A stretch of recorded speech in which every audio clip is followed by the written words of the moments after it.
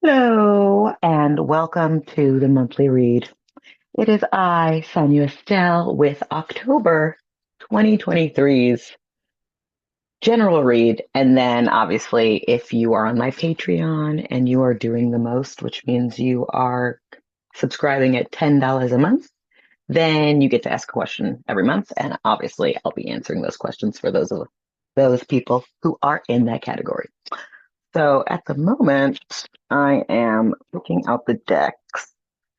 So I guess you're going to see, as I like to say, how the sausage is made. And our decks this time around are the Melanated Tarot, Classic Tarot, which, my box is on its last leg, folks. And probably for the key card, which you also get if you're doing the most, but not if you're just doing the monthly read, we will be pulling from the Divine Doors deck by Andres and Gracia. So, October, let down your hair. Like, what? The funny thing is, the other day, I could not remember for the life of me what the character was with long hair. And now I'm like, oh, it's Rapunzel. But I could not think of that name at all the other day when I was trying to think about it. So, let's see what October so generously will share with us about itself. Like, maybe they already came out. Concern, the opportunity obstacle, the advantage aversion, the opportunity obstacle, the advantage aversion, and then put the key card now. Ooh, all right. Interesting. A door I haven't actually seen before or noticed before. Because I don't usually pull cards for myself, I'm always seeing new things about the cards when I flip them over. Um, and with the doors deck, that's no different. Awesome. Okay, so let's jump in to the spectrum of what October will offer us. Caveat being, obviously, we know there's big energy this month in general. We know that October is open season. The veil is thin. We have Samhain. We have um, Dia de los Muertos, we have All Saints Day, we have multiple traditions from around the world celebrating the veil being thin and us being in sort of like peak fall equinox area in that window that we're entering. And so there's all that, obviously. And if you live in the United States or if you do not, there's also an election the week right after October starts in November. So there's also that. So there's a lot that made me feel charged in this month. So I'm very interested to see what cards we shall have. Okay. We begin with the card of the year somehow. Because the last year was the Chariot, correct? Am I making that up? Is this year the Chariot and last year was Strength? I think this year is Strength, right? Um, and so with this card, you know, the the funny thing about Strength is I used to think the etymology was from courageous heart, because I think in the languages that are descended from Latin by way of French, that the word for strength has more to do with like courage, right? But in our English, Anglo-Saxon, bastard language, strength actually means sort of to be taut, to be stretched thin, right? But also to withstand that tension essentially and to be durable in that state of being, right? To be durable and resilient and also to like build from a state that's seemingly offering scarcity, seemingly thin, right? Because it's all matter anyway. It's all atoms, whether you can see them or not, or whatever the fuck, right? And that it's also a test to and of will, right? Will being the etymology to will, to choose, or to wish, right? So to will is to will, but to will is also to choose or to wish, right? So strength is obviously not just conceptual too, right? It's a physical thing typically. Obviously, there's also non-physical or non-material strengths. However, I think that when we talk about major arcana and we're talking about the strength card, it's usually tests of endurance of your physical experience. Okay. But also tests that you put yourself into, right? Like challenges that you want to engage with. Obviously, there's positive aspects to every card, and strength is not considered a negative card in the tarot and the major arcana as far as I'm concerned. It's not like the tower or some shit, but like it is a card that says like you will have to build on what you are doing currently, and from that building find equilibrium, like a consistency, um progress, um and expansion, of course, because strength is the expansion of your muscles, if we're talking about most physically. And muscles, knowing that your brain is a muscle, right, that retains things like memory. Okay. So choosing the version of yourself that you most prefer to be, because again, we're talking about major arcana, okay, spiritual purpose, existential questions, existence, why now, why me, why here, okay? These are strength questions as well, because strength is a major arcana card, and those are the kinds of spiritual esoteric questions that I think the major arcana require of us to understand what we are doing in space and time, what we are doing in our lives, and what we are doing in the identities that we are co-signing with our actions, our behaviors, our beliefs, our ideas, our feelings, our practices, etc. Now, the opportunity or the obstacle, okay, how are we treating strength? Are we treating it as if it is a stepping stone, elevator? I'm going to start saying elevator, as if it's an elevator, or as if it's a roadblock, okay? And I don't think we're changing the card. So maybe we're all going to be surprised and happy to know that the card is the Three of Wands. Now, we know it's the Three of Wands. It's absolutely like trial by fire, okay? Like it is the element, okay?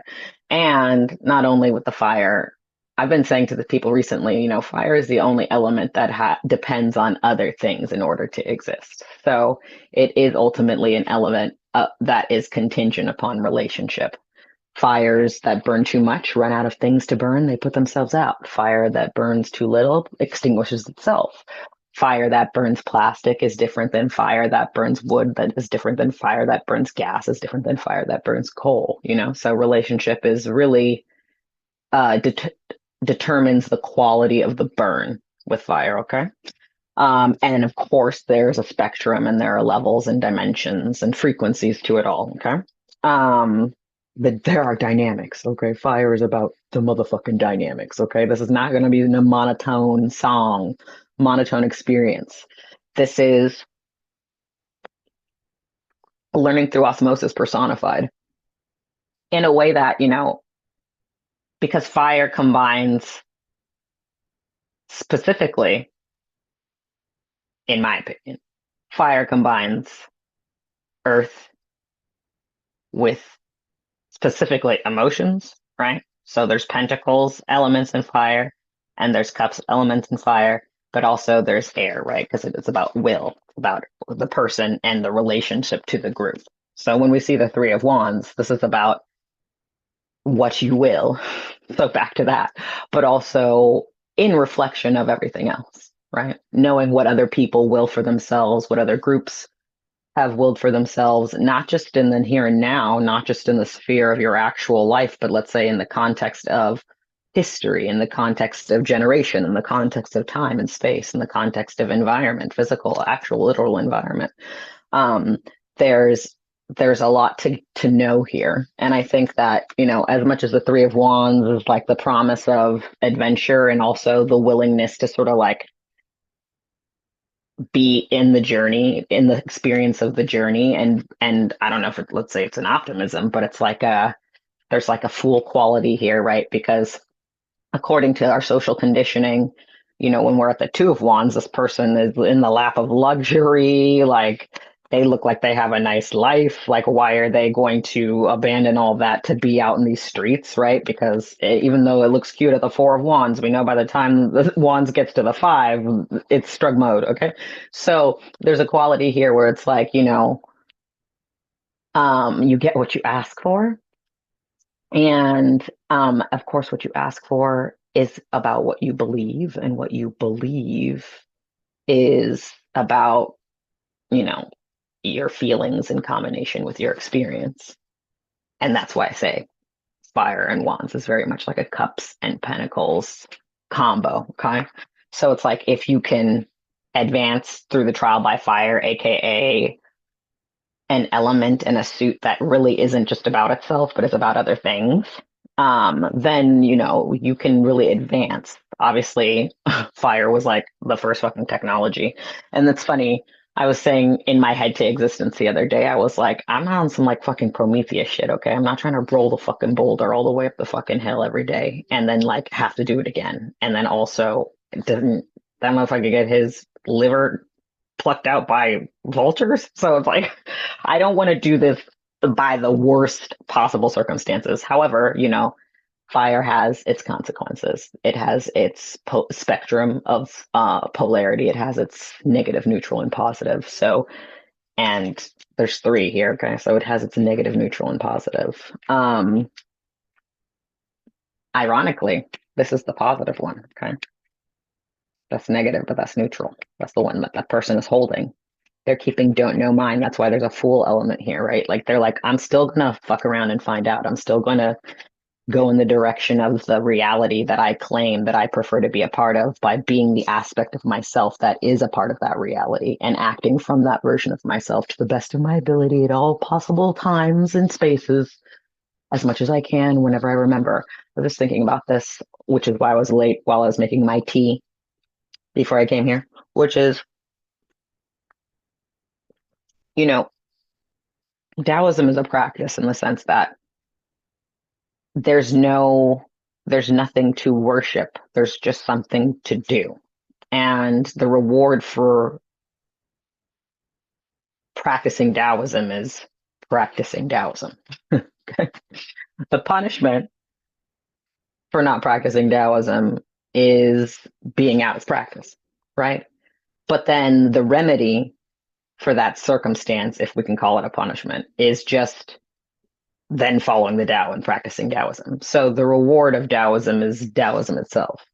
The reward of the thing is the thing itself, right? It is the experience of the thing.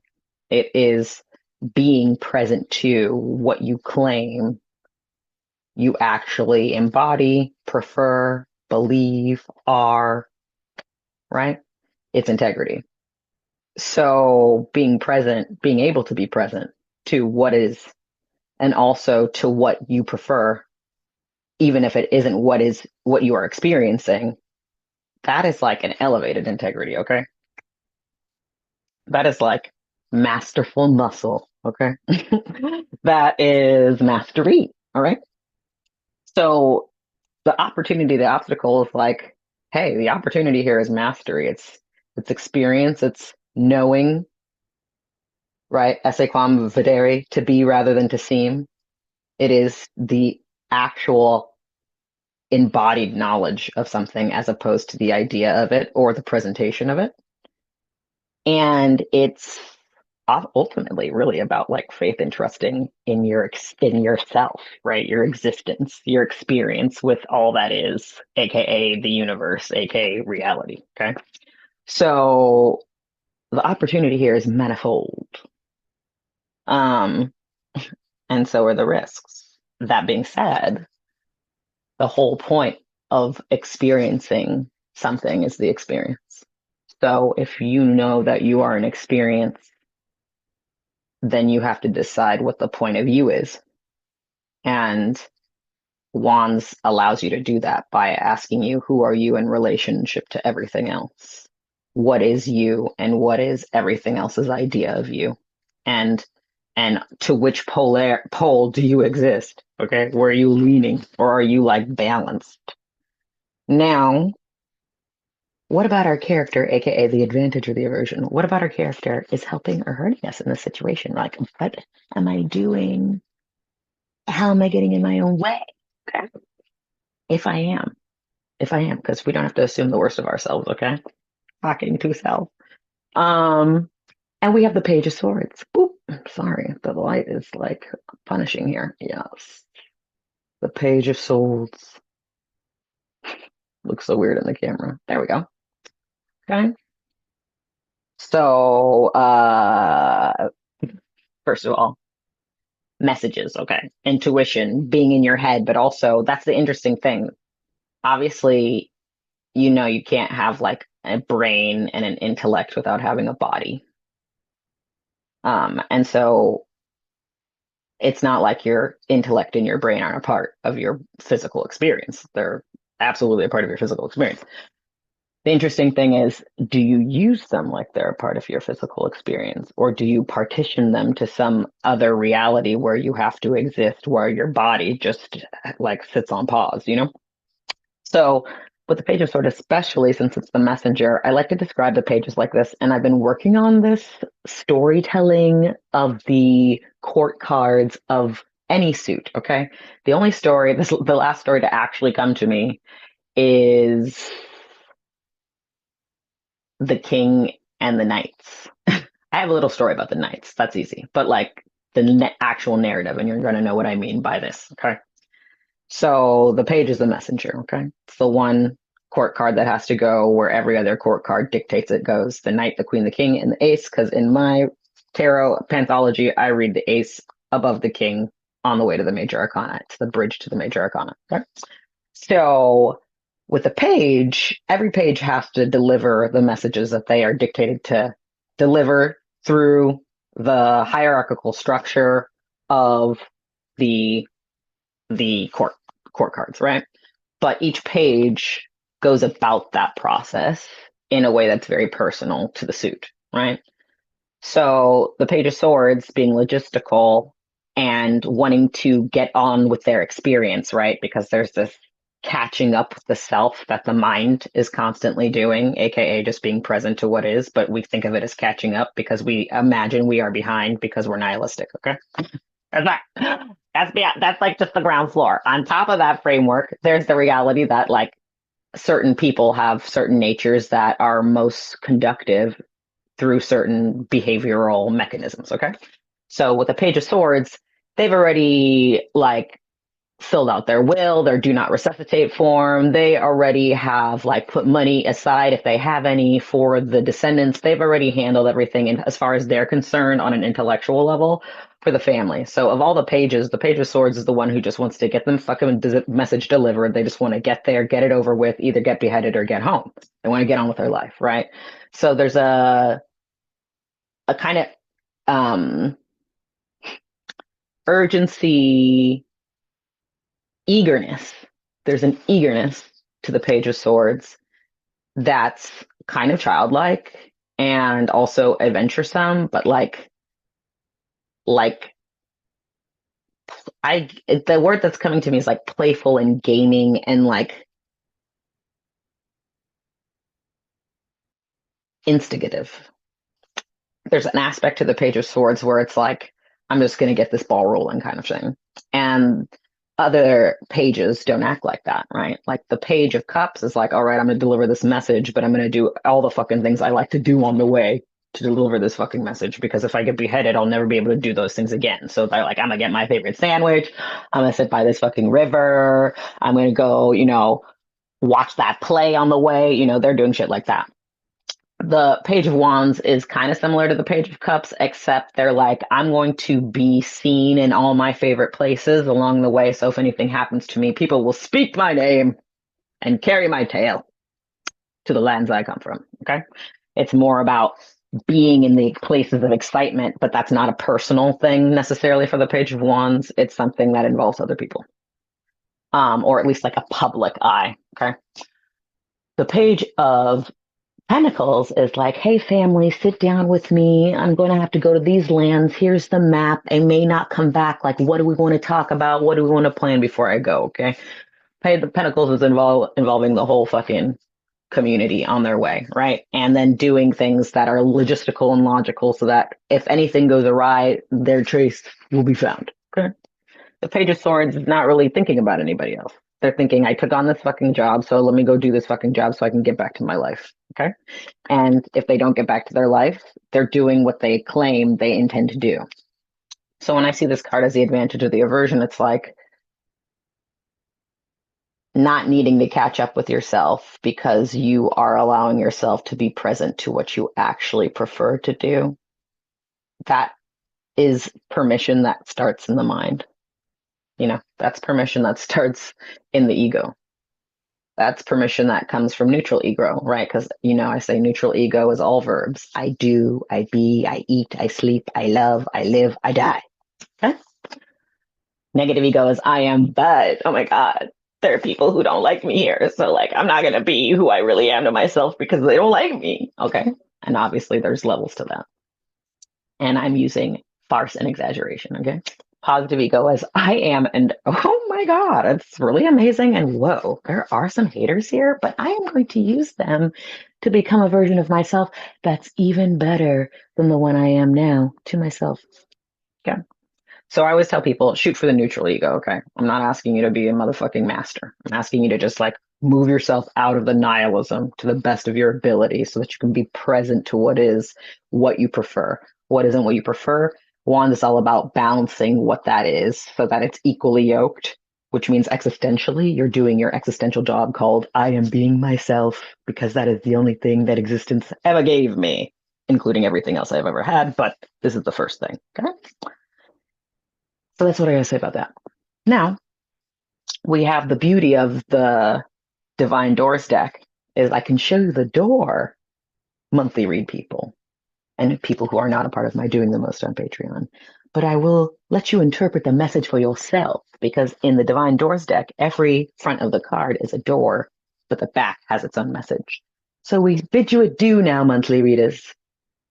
And you have a look at the door.